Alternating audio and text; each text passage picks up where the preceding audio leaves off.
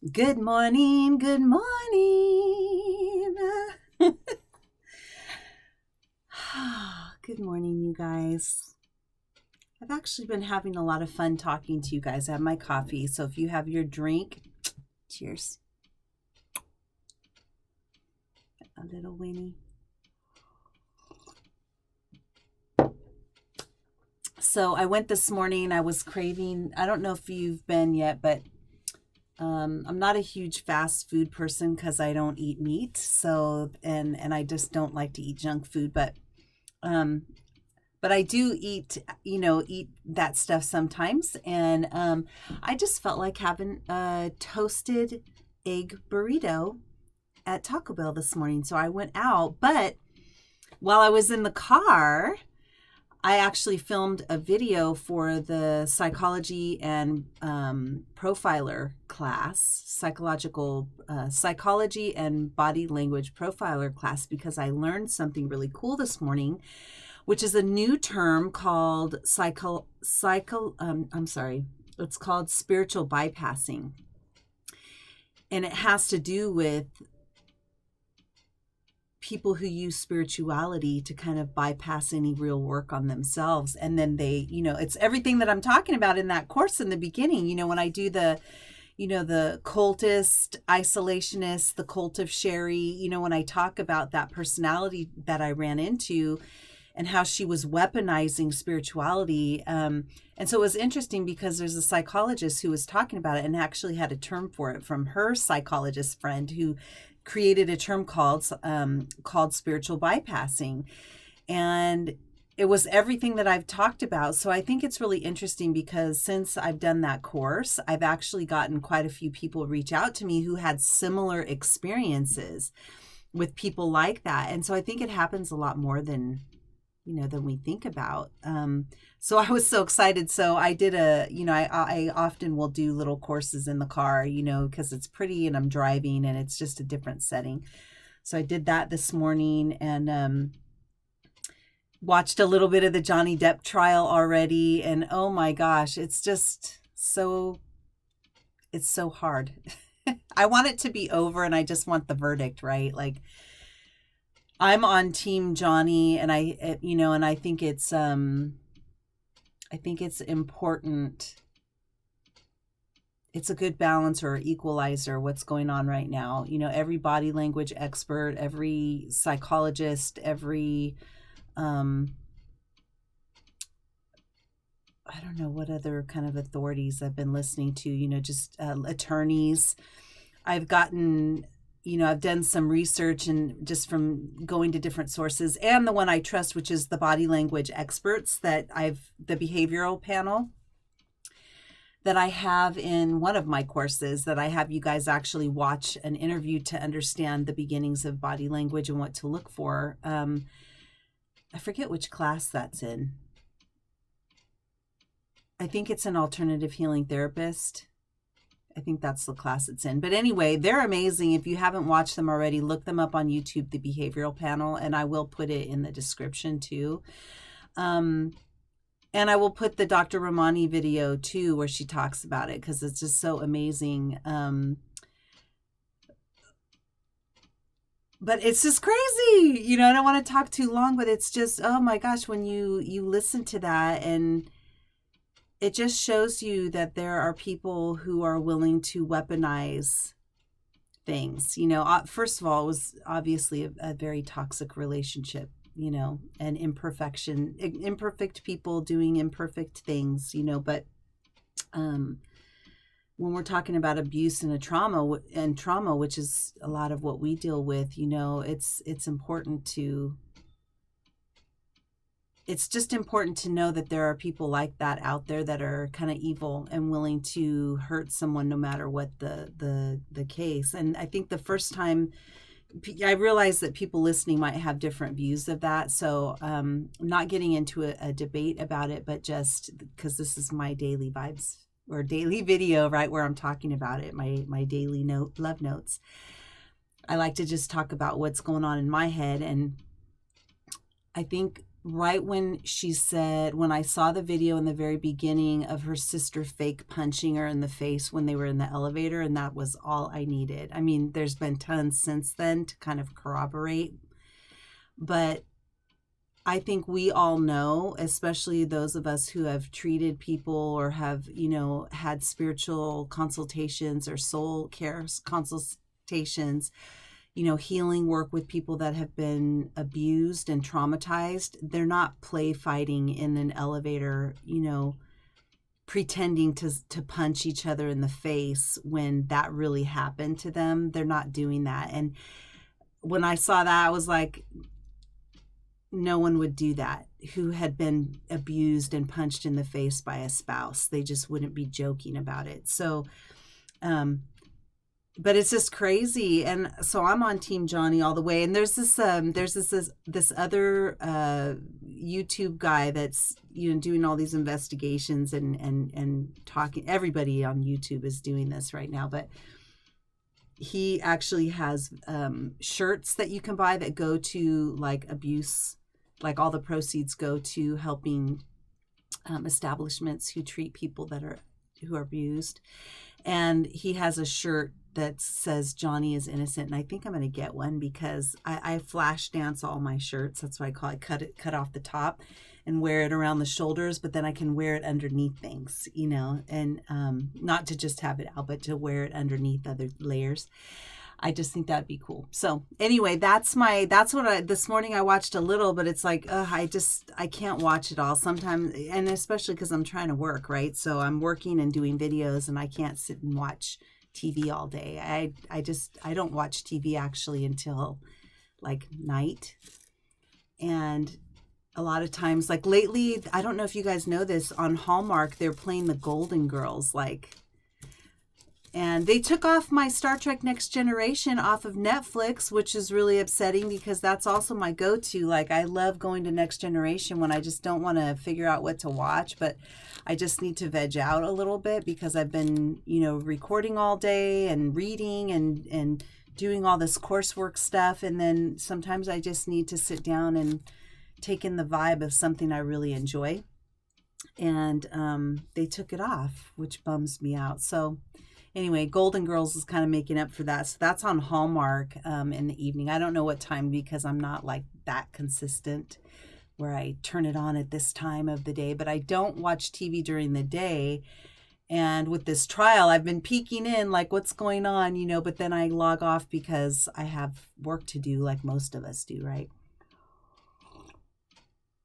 But I looked at it, and on one of the channels, the one I was watching the live news coverage of it, there was over 600,000 people watching, and that's just one. So my goodness, people, around the globe are tuned into this stuff. Holy moly. So there's just a lot going on in our world, and it's important to be careful with who we choose to have in our life, because it could go really wrong. And I think people nowadays, we just want peace and calm.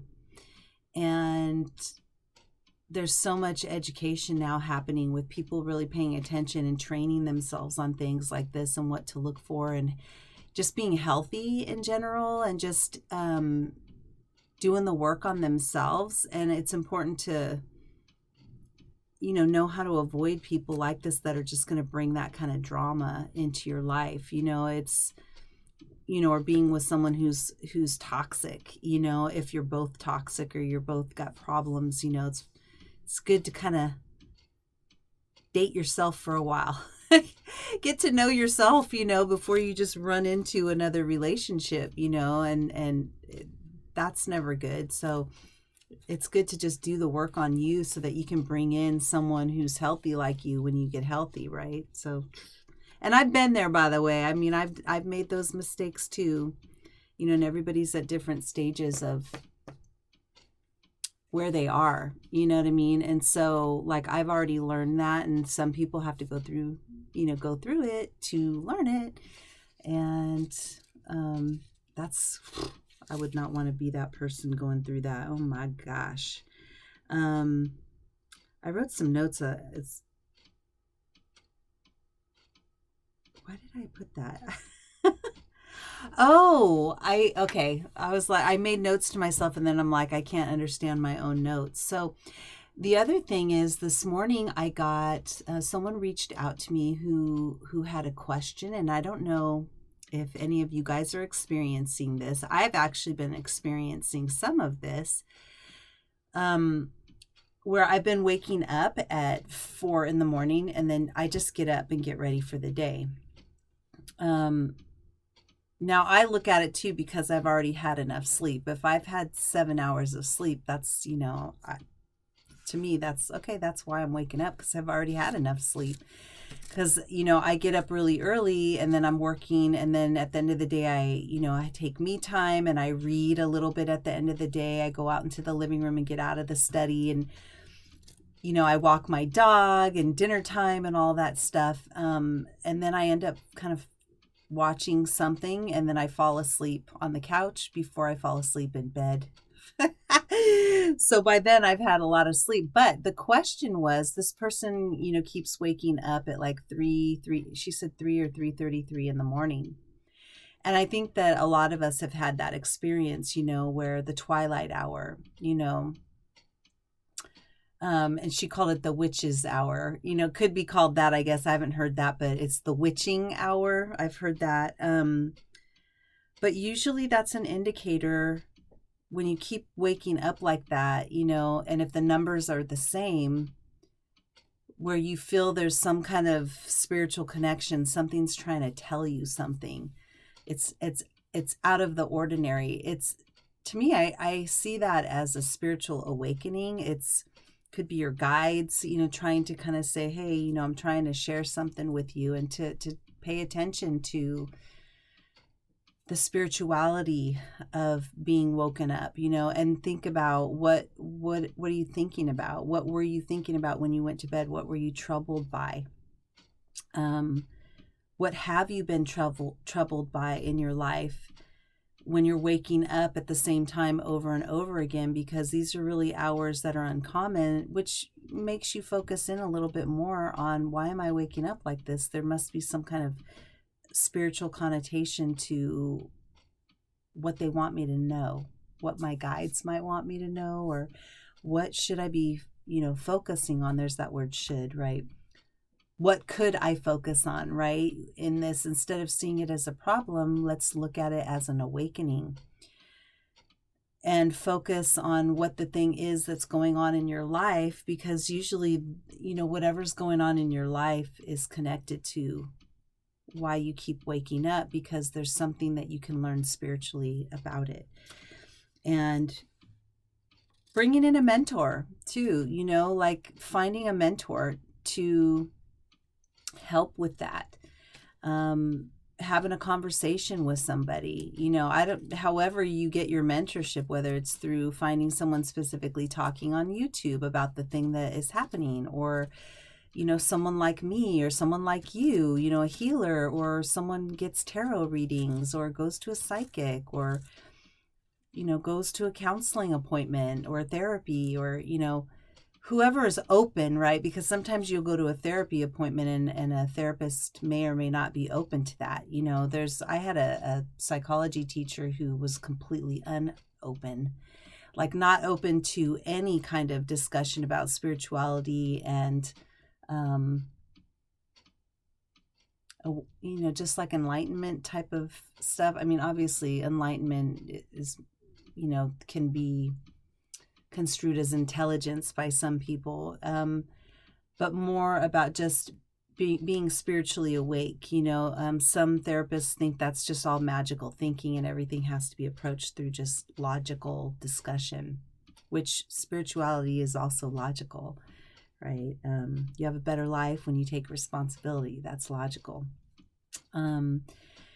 And taking responsibility oftentimes requires you to do spiritual development. That's logical too. So it's all how you look at it and who you go to, right? Because if you go to a certain person who doesn't have any alignment with, what matters to you or what you're trying to understand about yourself, that could be a problem. So, finding a mentor, someone a paid mentor is perfectly fine, you know, if that's what they do, because you want to go to the expert who can help you with those things, you know. I've been through this a lot, and usually what I would say is I would start asking questions about what's going on in your life. You know, what have you been thinking about lately? You know, what do you want for yourself? You know, what spiritual thoughts have you had, or other thoughts? What, you know, and I would go into all of that stuff to find the root of what's really going on, and then also find out what their practice of spirituality is. What do they do for peace and calm? You know, and if they don't have anything that they do, give them, you know, a ritual that they could start practicing to kind of tune them in to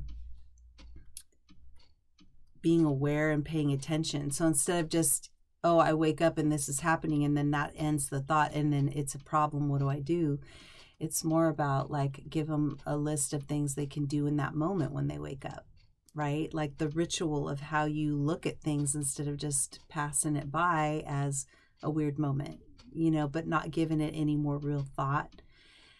You know, you think about it. You just think about it and say, okay, what's the message? Or maybe if you feel like there's a spirit guide there, you ask, you know, who's there? Like, what's your name?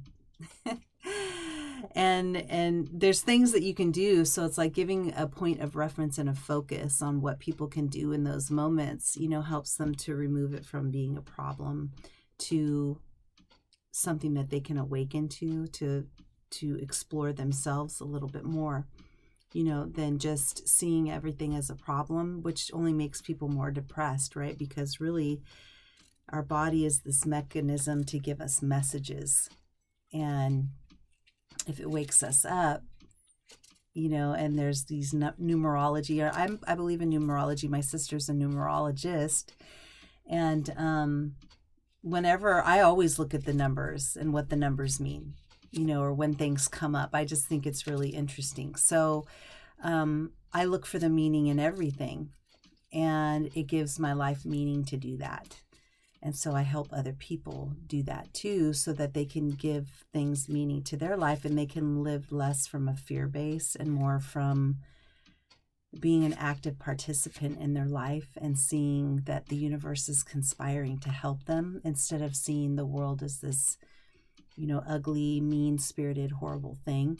And I mean, let's face it, it's out there. I mean, the world, I can only be out there so long, you know. It's because I'm in here a lot in my own world, and then I'll go out and do the things I do, or visit someplace special that I want to see and whatnot. But it's scary out there now, when you can't even go to church without, you know, or school without worrying, or a movie even, to worry about whether or not someone's going to bring a gun. You know, there's a lot of stress going on in our world right now. So, yeah, we just have to have our rituals of how we kind of, you know.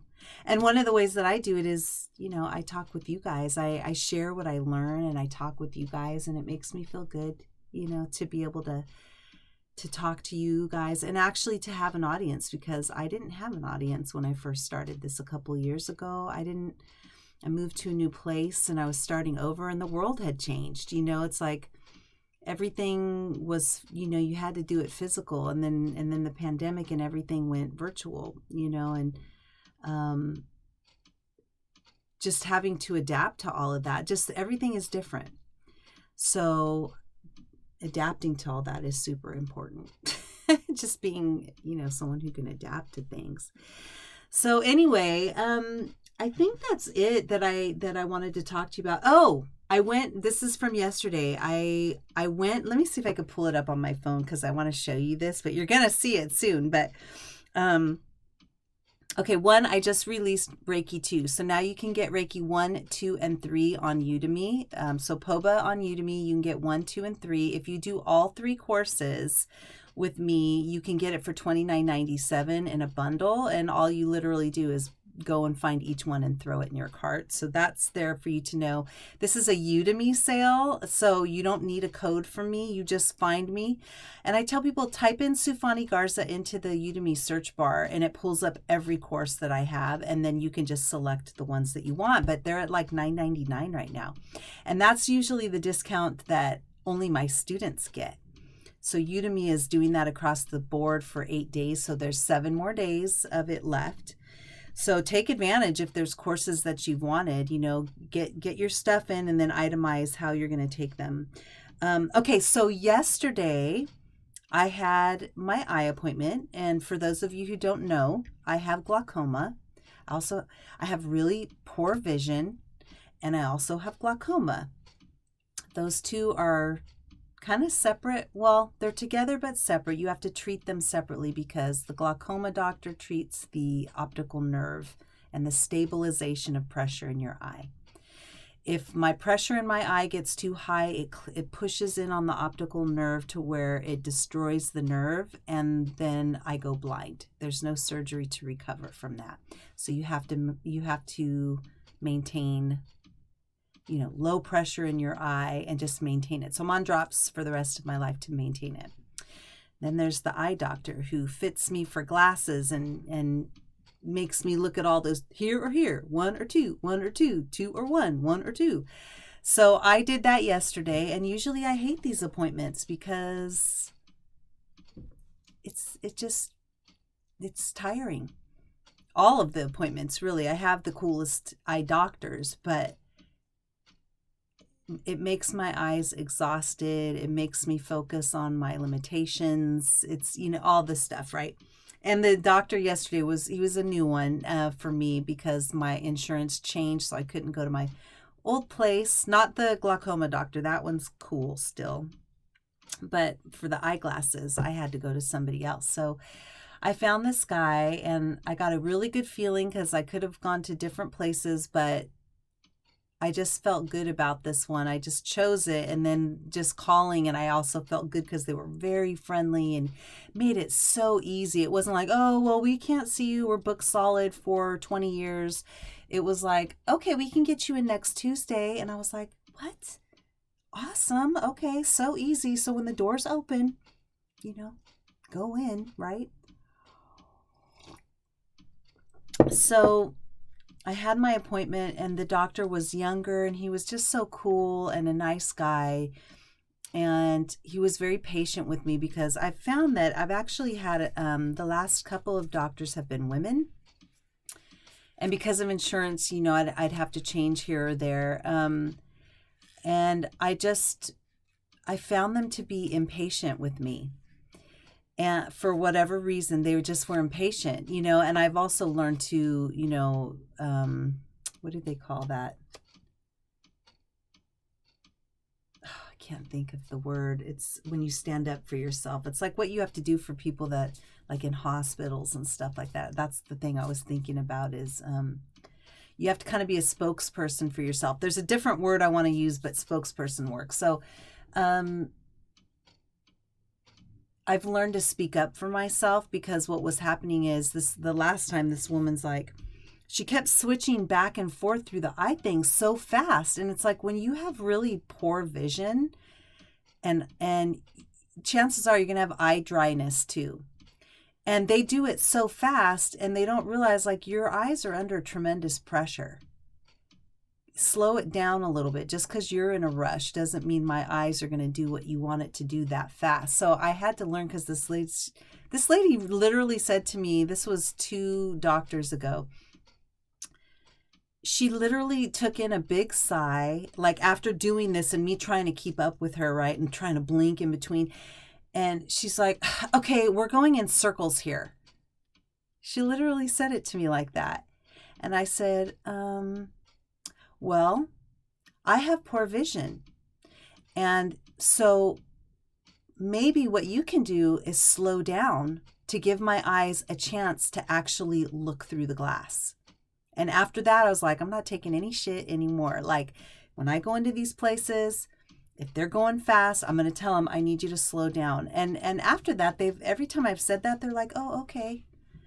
That's fine. And then the last doctor I had was also a woman, first time seeing her, and she was okay. She didn't give me any like deep breaths or say anything rude, but her energy came off that she was impatient with me, and I had to tell her to slow down also. So But I've noticed, and I just thought of this the other day, is that the glaucoma doctor that I have is male, and I don't know, he just seems really patient with me, and just, very like not in a rush, and just kind of, he's busy. He's rushing around and he's busy. My glaucoma doctor is like, just popping in from, room to room. He's busy, but he doesn't make me feel that way. That's a good doctor, and then when I got this doctor, I didn't even know if it was male or female. So it's not like I was going in for that. It was just where I was, where I was going to go that took my insurance, and I had a good feeling. And he was so nice and so patient with me. And so I'm like, that's so interesting. I just kind of thought like, okay, the ones that I seem to really get along with well and are patient with me are the guys in this instance, because I usually always favor women. My general practitioners are always women, all of that stuff. But anyway, so I went and I had my eyes checked, and he's like, well, and they got worse, slightly worse, and which every single time I get my eyes done, they get slightly worse. So we're just climbing. And I do have, they found cataracts in the back of my eyes, which limits my seeing at nighttime, which is why I have like kind of night blindness, and everything gets really like light oriented, and you can't see as much because when it hits your eyes, the area in which you can see constricts, and it constricts around the cataract, which you can't see. So that's why people can get that. For me anyway. So I found that out, and he's like, well, your vision got a little bit worse, but that's okay. And he's like, if it makes you feel better, I have glaucoma too. And I still was in that little face thing with my eyes there, and I was like, yeah, it doesn't, but thanks. And he laughed. Everybody laughed. But anyway, I really liked him. So long story short of my outing yesterday, in between working and all this other stuff that I did yesterday, I got my prescription. And what's really cool, I want to tell you guys about this in case you don't know about it. If you wear glasses, or whether like prescription, or whether you just like funky glasses, you could do that too with just clear lenses. But there's a place called Zeelool, Zeelool. I typed in my prescription and I got the funkiest glasses, and it was so easy, and it was like way cheaper. Not this time, but the time before, where I got my eye exam. Do you know that they tried to charge me over $800 for a pair of progressive lenses, not even the frame? They were trying to charge me over $800 for my lens. And I was like, okay, I'm just going to stop you right here. There's no way I'm going to pay that. I go, that's like rent for somebody, or a car payment, or 2 car payments. I'm like, there's no way in the world that I'm going to pay that. So what else do you have? Because sometimes they're just trying to give you the most expensive everything to make money. But that right away put a sour taste in my mouth, because why would you try and do that to me, if that wasn't your motive? But then no, she had no other options. And I'm like, wow, okay, well, I'm going to take my business elsewhere, which I did. And, but so I was I was worried that, okay, I was going to go online and type in my thing, and they were going to charge me this ridiculous amount. But then I was hopeful, because I was like, yeah, but if they're online and they're worldwide, they're doing mass production of this stuff, which means whenever a company is mass producing something, they can do it a lot cheaper, because they're buying mass quantities of supplies that they get for cheaper. So I'm so excited to say that I got 2 new pairs of glasses that you guys will be seeing me in about 10 days. And I'm going to show you, the first thing I'm going to show you is the fake picture, because you can put them on your face. Which was the first thing that I did that I just thought was so funny. And then I'm going to show you So I'm going to show you the picture of my face so I got the glasses in two colors. I got them in red and I got them in like a leopardy color, right? So this is a bad photo, but I'm going to show you the photo. So ready? Here's the first ones. How funky are those? Okay, so I got those, and then the other ones that I got that are kind of like leopard are these ones. So the frames themselves are $15.95, and then of course, you know, with my progressive lenses and all that stuff, my prescription, I got out the door. I got free shipping and I got out the door for like $193, which is unheard of. I mean, that's like so amazing. And I can't get glasses just in the stores because they don't carry the kind of glasses that I want. I want like funky and not what they consider funky, which is just these little leopard, slightly up lenses. You know, that's or red with some rhinestones, you know, very Sally Jesse Raphael. They don't have anything for me. I won't wear glasses like that. So I have to go out. So this is all kind of new for me. But the thing is once you find good glasses, then you have to take your glasses. Like I'm going to have to take these glasses now in and have them manually put them in. So I'm going to be doing that to these ones as soon as I get my new ones. So I actually have glasses to wear while these ones are being upgraded. And if I really love the other glasses, I'm going to have to keep doing that every time. The cool thing is I don't need to keep changing out, you know, different frames every time if I really like a glasses. But with this, it makes it so easy. Like, why wouldn't you? You know, so if I really favor and love a certain lens, I'm definitely going to put upgraded lenses into them. And it'll cost me a little bit, but so worth it for me to do it. So, all right, you guys. Well, I think that's pretty much it. Take advantage of the Udemy sale right now because everything, I believe all the courses are at $9.99, mine anyway, but I can't promise all of them because I've seen some other courses that were $11.99 or $13.99, but I think the majority of them are $9.99. I know all the Reiki ones are because I checked it. What's on the agenda for me is I'm already working on it and preparing for it, which is a new course. And I'm just kind of going through all the things that I want to teach you guys. And at some point, I'm imagining like I'll be done for a while, but who knows? Probably not, because there's always something new that I can package, you know, for you guys based on current things going on, you know, or what people want to learn. So, I'm working on a new course called DRP Therapy, Deep Release Point Therapy. This is something I created years ago. I wrote a book on it and self-published it. Basically. It's with a publishing company called Publish America, which I don't even know if they're in business anymore. I'll have to look at that.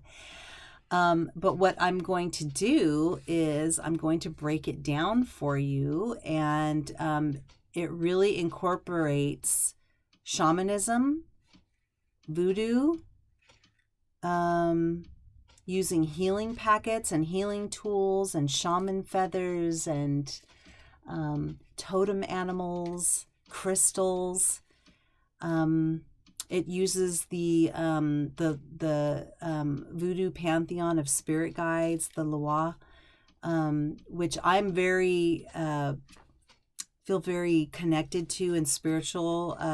It's a big spiritual connection for me, and a lot of people have just the worst misconceptions about voodoo, because voodoo is actually a spiritual practice.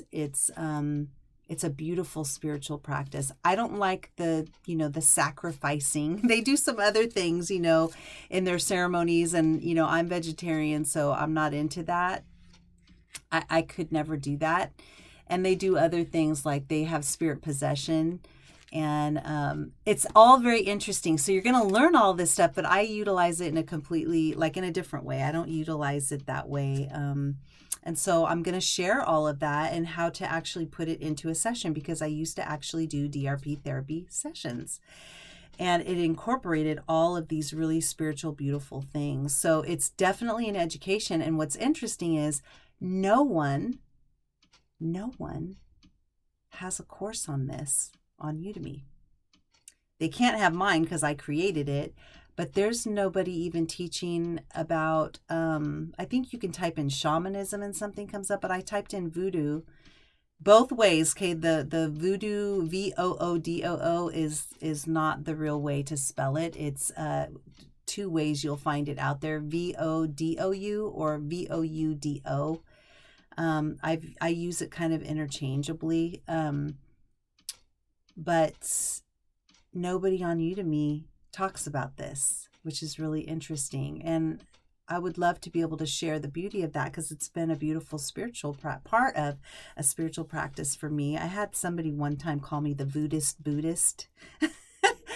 which I thought was a really cute name. It always stuck with me because it's kind of like I'm a blend of many things. It's like I believe in the great invisible spirit. I believe in nature. I encompass all these different belief systems into one. And so this is kind of some of what I share with you in this class. So I'm excited about that. And that's my next project. So, all right, you guys, it's been 36 minutes. Holy moly. It's time to get off here. So I will see you guys tomorrow, and you guys can let me know at the end of the week whether or not, you think we should keep doing this, because I'm kind of having fun and people are watching.